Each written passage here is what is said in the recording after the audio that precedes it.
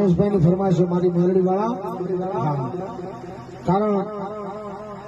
કે આવતી 23/4/2024 ચૈત્ર સુદ પૂનમ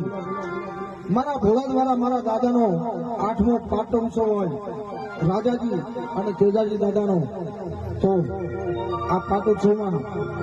સૌ જનતાને ભાવભર્યું આમંત્રણ છે અને મારે ગાવું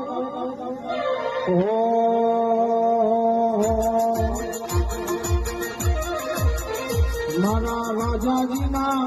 મારા તેજાજીના નામ ઉપર ભરોસો રાખો પછી ના થાય કોઈ વાળનો વાકો જગજી તારે મારા દાદા ભોળાનાથ મારા જગજી તારે મારા દાદા